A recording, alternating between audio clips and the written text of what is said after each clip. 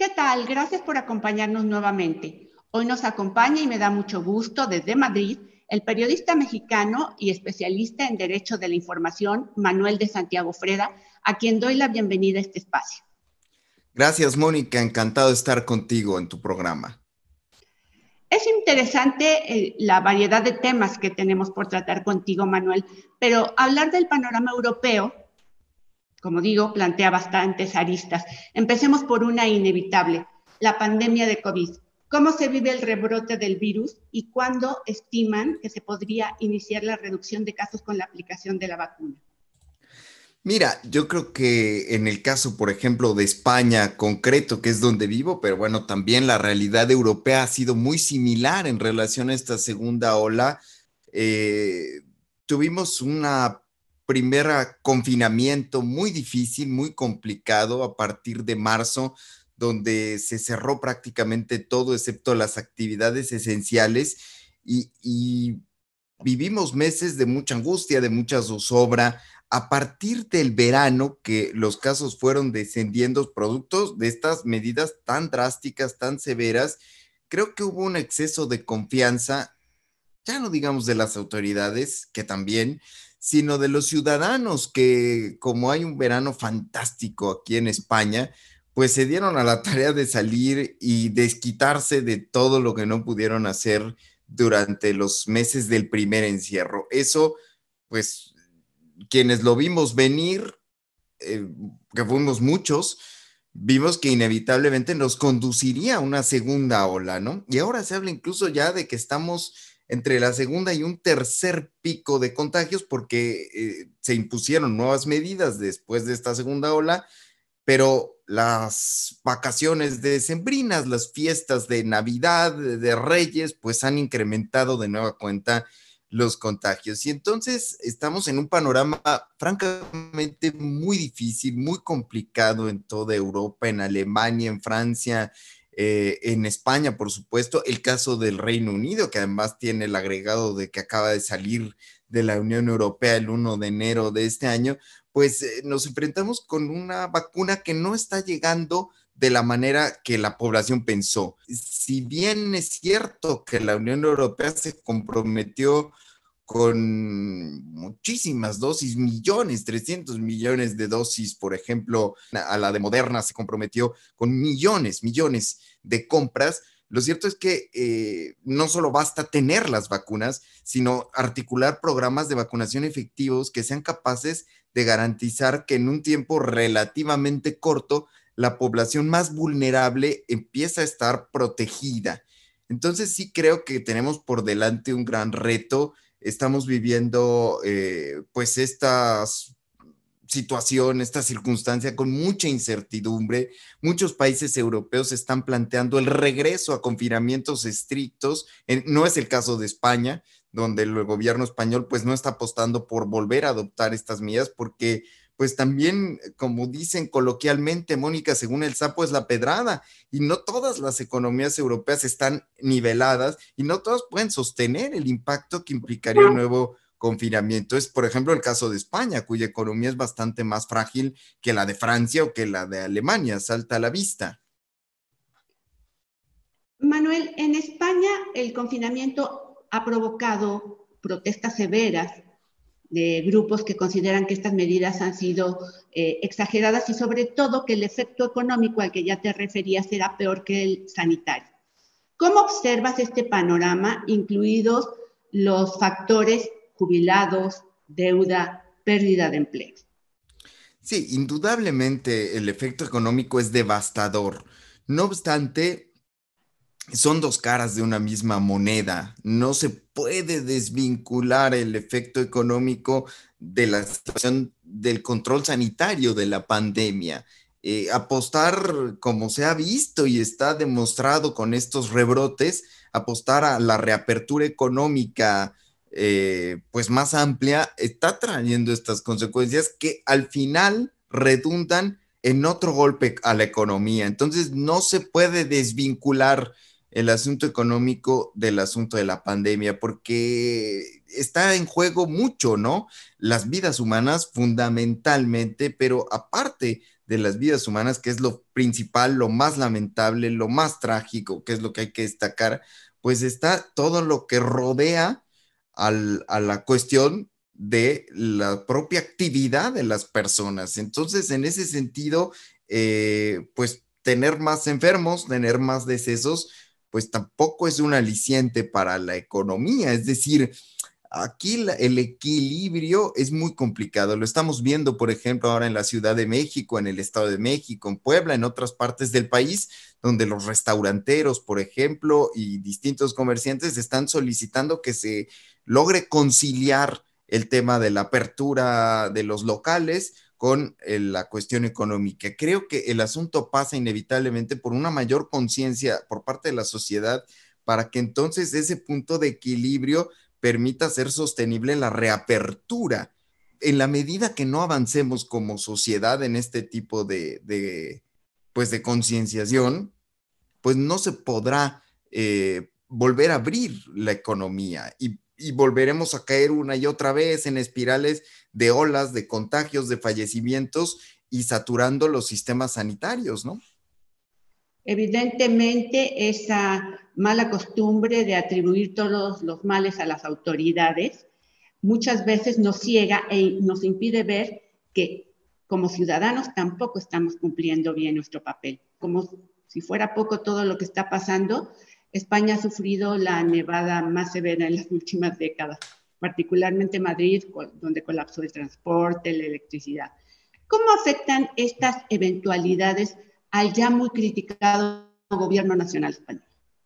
Muchísimo, muchísimo. Yo creo que España ya vivía de todas maneras un proceso de polarización política muy grande por varias razones. Primero, porque el sistema electoral español no está diseñado para que haya más partidos en el sentido de que se trata de una monarquía parlamentaria con un sistema electoral de representación que complica enormemente la formación de gobierno. Entonces, ya nos hemos visto abocados en España a la repetición, doble repetición electoral, porque no se ponían de acuerdo 4 partidos, 5 o los que fueran para juntarse, hacer coaliciones y formar gobierno. Entonces, cuando funcionaban solo 2 partidos, pues era uno o el otro el que lograba articular rápidamente los votos que le faltaban, que eran menos, para poder gobernar. Normalmente conseguían la mayoría absoluta y gobernaban y pues podían decidir en la legislatura. Entonces, a partir de esto,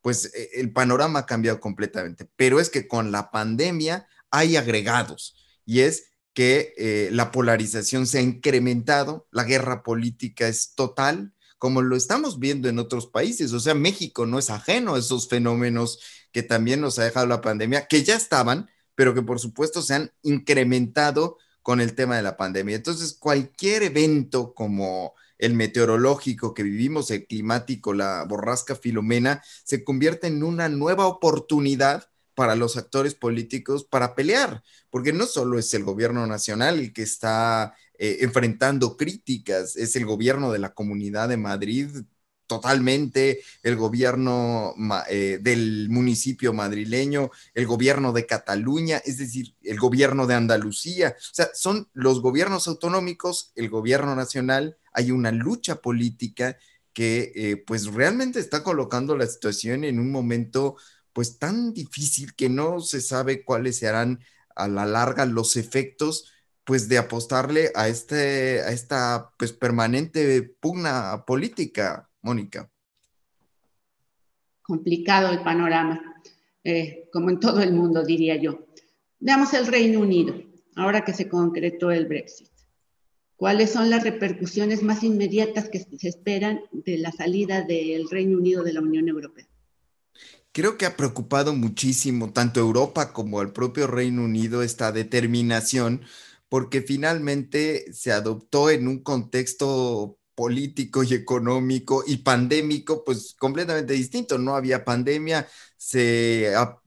pues pensaba que iba a ser un relanzamiento del Reino Unido como una gran potencia económica, pero ahora vemos que la pandemia les ha pegado muchísimo, que tienen unas cifras tremendas, que encima la salida del Reino Unido de la Unión Europea complica más las cosas por el mercado común y la Unión Europea está definiendo, han llegado a un acuerdo apenas en diciembre, a finales de diciembre, sobre cuáles van a ser sus relaciones comerciales en distintos rubros después de este Brexit y todavía estamos esperando que en enero y febrero más o menos se concreten otras determinaciones sobre cómo va a ser esta nueva vida del Reino Unido fuera de la Unión Europea. Desde luego el panorama no es alentador para ni para el Reino Unido ni para Europa, pero creo que el Reino Unido incluso tiene esa dificultad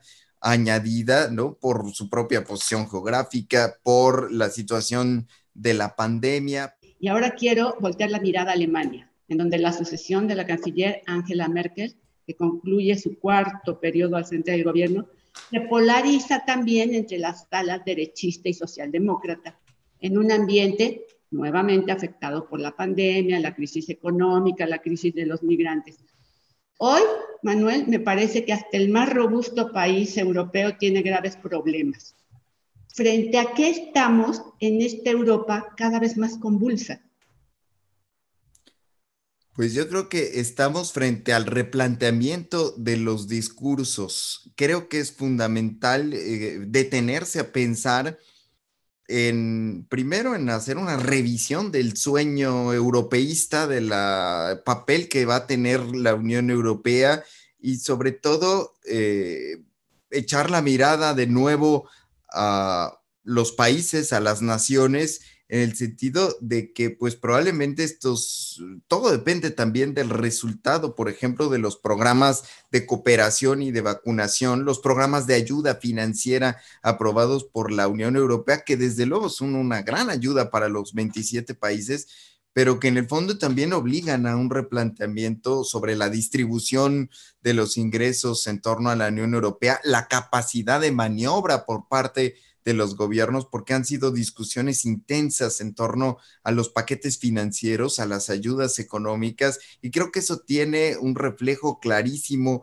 en la vida política de todos los países. Lo vemos en Alemania, lo vemos en Francia, lo vemos en España, es decir, los países están enfrentando cada uno procesos al interior creo que muy reveladores de que quizá hayamos llegado a un agotamiento de muchas fórmulas democráticas que dábamos por hecho que permanecerían siempre con nosotros. Entonces, no nada más es un replanteamiento de Europa, es un replanteamiento de los esquemas nacionales. En España existe, por ejemplo, un movimiento independentista pues cada vez más amplio en algunas zonas del país, como por ejemplo Cataluña y el País Vasco. Últimamente Cataluña ha cobrado fuerza. Entonces, esto pues nos remite a tensiones entre lo local y lo global que en el proyecto europeo están todavía pues más presentes. Otro de los retos, como bien lo decías, Mónica, por supuesto, y que tiene que ver con la globalización y que tiene que ver con el sueño europeo y que lo está viviendo Alemania, es el reto de la inmigración. ¿Cómo resolver el problema que representa la inmigración para la vida interna de los países en relación pues con los debates encendidos, con el auge del racismo, con la capacidad de los estados para hacer frente a la inmigración o para dar unas soluciones que respeten los derechos humanos de los inmigrantes, que creo que esa es otra de las grandes discusiones que estamos viendo. Se piensa en la inmigración como un problema indeseado y no se mira como un efecto quizá también de políticas de expansión económica que dañan otros países en donde las economías sufren y la inmigración es la cara de la moneda, la reversa de estos procesos de expansión. Por ejemplo, fenómenos, Mónica, como la deslocalización de las empresas. En fin, yo creo que vamos a ver todavía mucho más en Europa. Esto que decía Fukuyama, que ya habíamos llegado al fin de la historia y que la dominancia del sistema liberal capitalista era la que era, pues está totalmente desmentido. Creo que vamos a seguir viendo grandes momentos de la historia de la humanidad y muchos cambios en un futuro pues muy próximo. Los jóvenes históricamente se consideraron el futuro de las naciones. Sin embargo, hoy vemos una muy grave precarización salarial de los jóvenes, en Europa particularmente, pero en todo el mundo también en general. Ahora ellos son los que sufren más desempleo, son los que ganan poco, son los que no son capaces de tener una vivienda, vuelven a vivir con los padres. Desde tu experiencia periodística, con todo este cóctel caótico y adverso, ¿hacia dónde se encamina el viejo continente? Pues esto que hablábamos hace rato sobre el replanteamiento abarca también al Estado social y democrático de derecho, el estado del bienestar. Eh, Se ha hecho complicadísimo en esta realidad global económica el sostenimiento del estado del bienestar. ¿Por qué ha pasado esto? Creo que es algo que tenemos que preguntarnos, el tema de las pensiones, el tema de la sanidad. Se ha apostado demasiado a procesos de privatización, de outsourcing, de debilitar a los estados en aras de una promesa capitalista de que seguramente íbamos a estar mejor el mercado regulándolo todo. Y la pandemia nos está enseñando que necesitamos estados más fuertes y con mayor capacidad de maniobra en temas tan delicados, por ejemplo, como la salud, como el empleo, las prestaciones de desempleo. Hoy, pues ya no son una sorpresa que hablemos en el mundo europeo sobre las rentas básicas, sobre este dinero para la manutención básica que se está poniendo sobre la mesa porque el propio esquema, el propio diseño hace imposible pues garantizar que los jóvenes y que los ancianos y gran parte de la población pues puedan tener una vida digna. Entonces nos estamos enfrentando a esta precarización de lo social en todos los aspectos y es parte de esa revisión, de ese no mirar a los estados, a la Unión Europea en su conjunto y ver si ya no es sostenible entonces el estado de bienestar, ¿qué otras alternativas existe para que no haya un colapso social? Que con la pandemia se están agravando las condiciones para que se produzca, ¿no? Muy interesante toda esta charla y aunque nos hemos enfocado a Europa, no puedo evitar hacerte una última pregunta que traslado al otro lado del océano. Como especialista en derecho a la información, ¿qué opinión te merece la suspensión de la cuenta de Twitter a Donald Trump? Es buena pregunta, Mónica, y es muy complicado de responder.